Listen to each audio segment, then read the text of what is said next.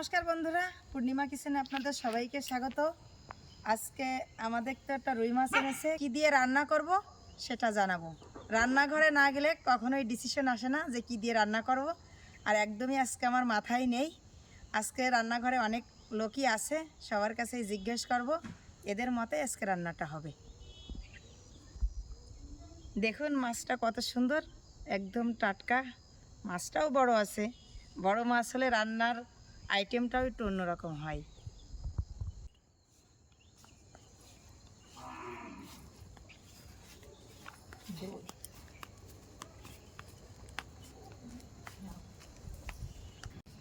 মাছটা রান্না করার জন্য পেঁয়াজ রসুন কেটে দিচ্ছে।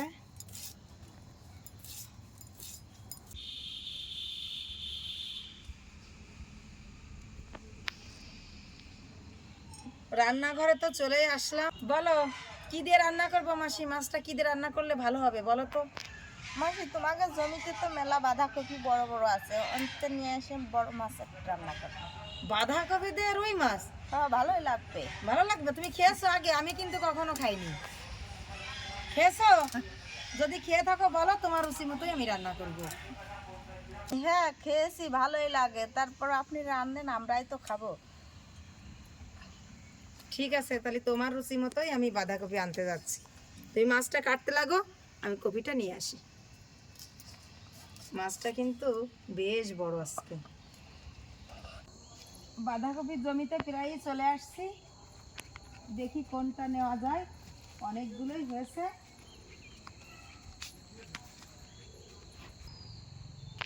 এই দেখুন অনেকগুলোই আছে ছোট ছোট। এটা বাঁধাকপি। এই দেখুন এটা কেবল বাঁচছে, মাত্রই বাঁচছে। এটা এখান থেকে একটা তুলে নেব। কি সুন্দর, এখানে ওলকপিও আছে, এই জমি থেকেই ওলকপি তুলে রেসিপি দেওয়া আছে। এই কপিটাই তুলে নেব। বাবা, তোলাই যাচ্ছে না, মনে হচ্ছে মাঝখানে একটু পোকাও লেগে গেছে। এটাই তুলে নেব। এই কপিটা দিয়ে আজকে রেসিপি হবে।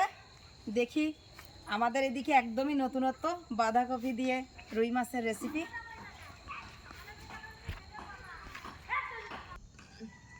মাসি মাছ কাটতে কাটতে আমি বাঁধাকপির উপরের পাতাটা সরিয়ে নেব, কারণ উঠানো বাঁধাকপি তো, আমি সরিয়ে নিয়ে ধুয়ে নেব।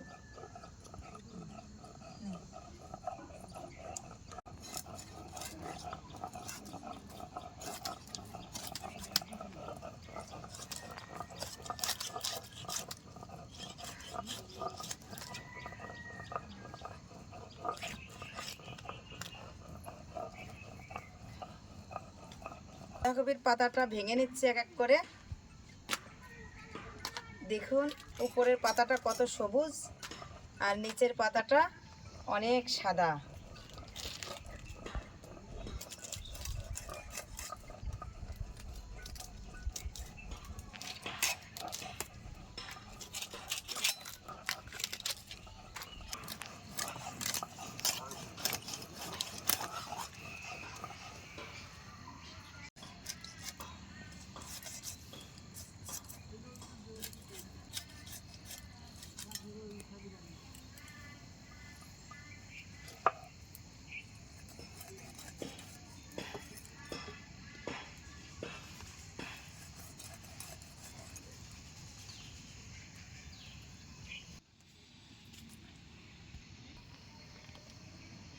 এবার দিয়ে নেব।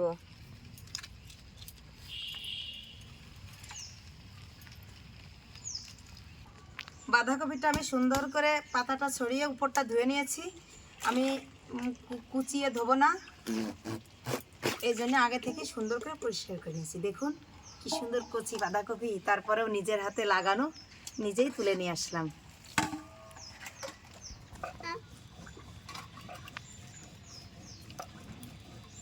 এই বাঁধাকপিটা একটু লম্বা সাইজের, একটু মোটা করে কুচিয়ে নিতে হবে।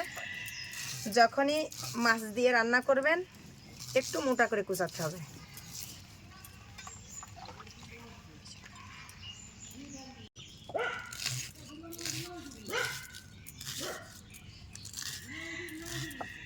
বাঁধাকপিটা আমি কিছু মশলা দিয়ে মেখে নেব। এই গামলাটাই তুলে নিচ্ছি।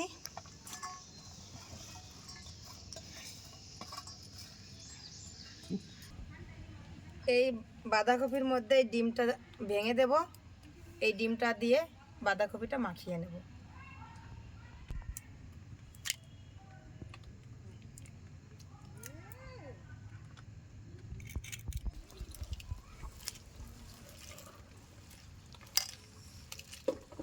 এই কফির মধ্যে আমি 2 চামচ কর্নফ্লাওয়ার দিচ্ছি। আপনারা কর্নফ্লাওয়ার না থাকলে ময়দা দিলেও হবে। এই কফিটা যখন মাখাতে হবে, কফির ভিতরে লবণ দেওয়া যাবে না। লবণ দিলে কিন্তু জল উঠবে, ভালো হবে না।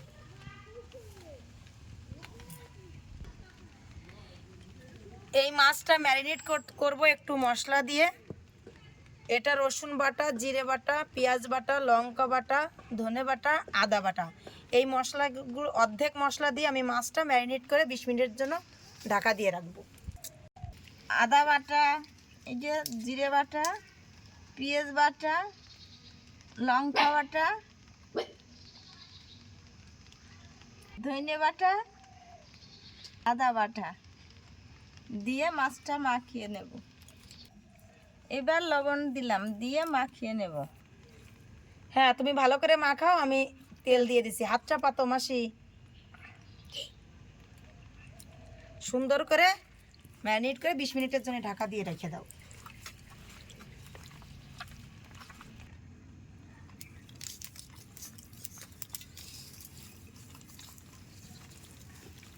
আমার উনুনটাও ধরিয়ে নিয়েছি। আজকে রান্না হবে এটাই। তাওয়াতে দিয়ে দেব সাদা তেল। তেলটা ভালো করে সব জায়গায় লাগবে, একটু ছড়িয়ে নিলাম।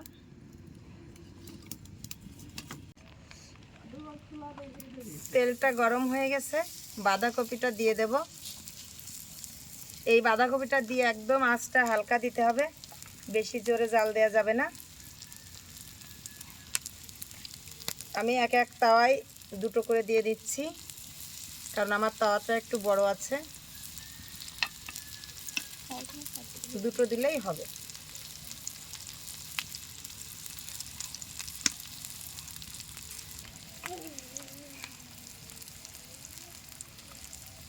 এই বাঁধাকপির উপরে আমি মাছ দিয়ে দেব একটা করে।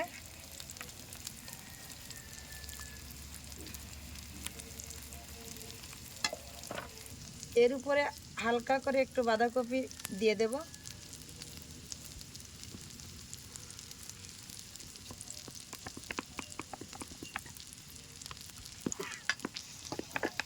দিয়ে ঢাকা দিয়ে দেব।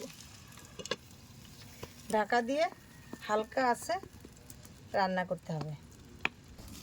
ঢাকনাটা খুলে একটু উল্টে দেব।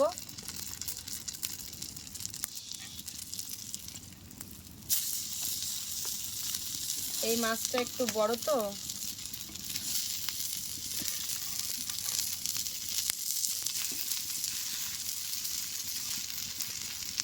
আবার ঢাকা দিয়ে হালকা আছে ভেজে নেব।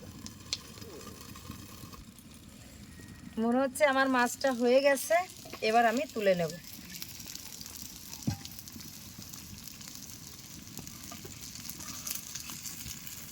এই দেখুন কি সুন্দর হয়েছে। মাছ দেখে একটু লাল করে ভেজে নিয়েছি।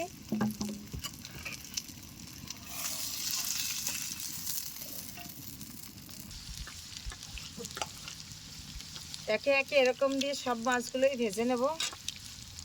ঢাকা দিলে এপিট ওপিট সুন্দরভাবে সিদ্ধ হয়ে যাবে। বাঁধাকপিটা একটু বাদামি বাদামি হলে ফ্লেভারটাও ভালো আসবে।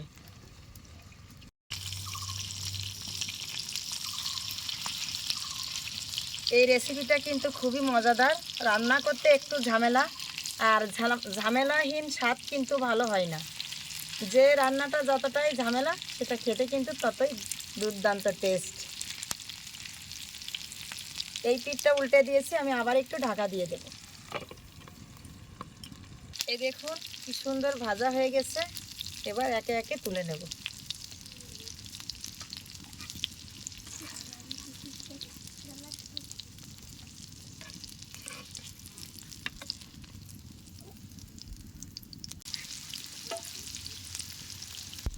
এই দেখুন আমার একে একে সব ভাজা হয়ে গেল।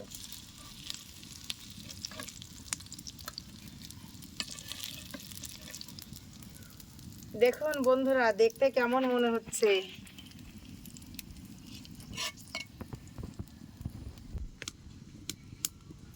তাওয়াটা নামিয়ে নিয়েছি, কড়াইটা চাপিয়ে দিলাম। কড়াইতে দিয়ে দেব সাদা তেল। তেলটা হয়ে গেছে, তেলের ভিতরে দিয়ে দেবো পেঁয়াজ কুচি।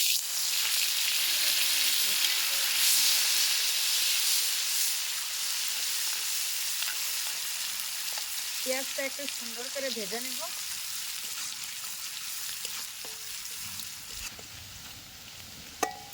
এই দেখুন পেঁয়াজটা আমার কি সুন্দর ভাজা হয়ে গেছে, একটু বাদামি কালারের হয়ে গেছে। এবার বাকি মশলাটা আমি দিয়ে দেব। রসুন বাটা, লঙ্কা বাটা, জিরে বাটা, ধনে আদা একসঙ্গেই দিয়ে মশলাটা হালকা একটু নেড়ে নিয়েছি, টক দই দিয়ে দেবো।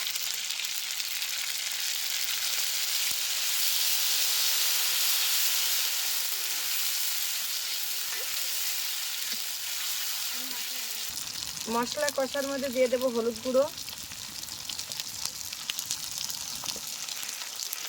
দিয়ে দেবো লবণ,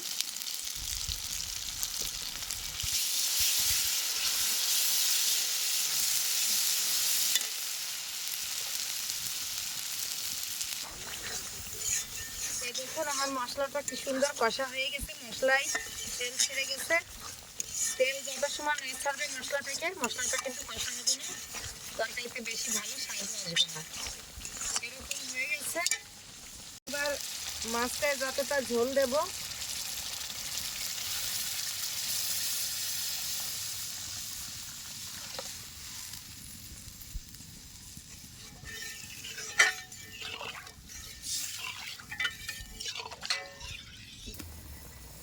এ দেখুন আমার ঝোলটা কি সুন্দর ফুটে গেছে।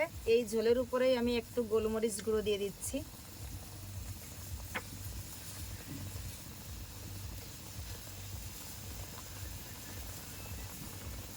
মাছ বা বাঁধাকপিতে যেটা করে রেখেছিলাম সেটা দিয়ে দেব।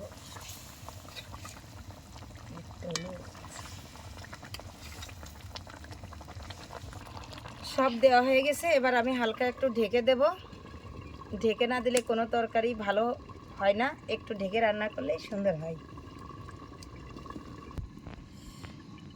ঝোলটা মনে হচ্ছে হয়ে গেছে, দেখি ঢাকনাটা খুলে কি অবস্থা। দেখুন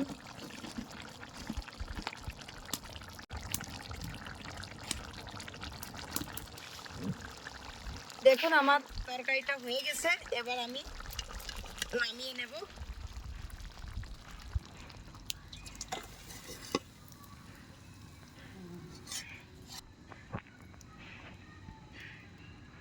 আগে গ্রানেই তো অনেক সুন্দর লাগছে, তাড়াতাড়ি দেন দেখি কেমন হয়েছে। শুধু ঘ্রাণ হলে হবে না, খেয়ে দেখতে হবে কেমন হয়েছে।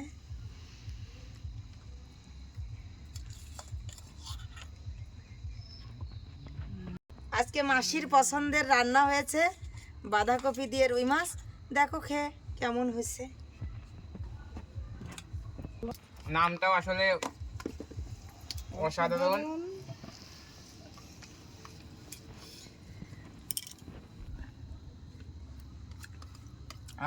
নামটা যেরকম কমন, কিন্তু রান্নাটা আসলে অনেক আনকমন হয়েছে। আপনারা পুরো ভিডিওটা দেখতে পারলেই বুঝবেন যে কি সুন্দর অসাধারণ একটা রেসিপি দিচ্ছে।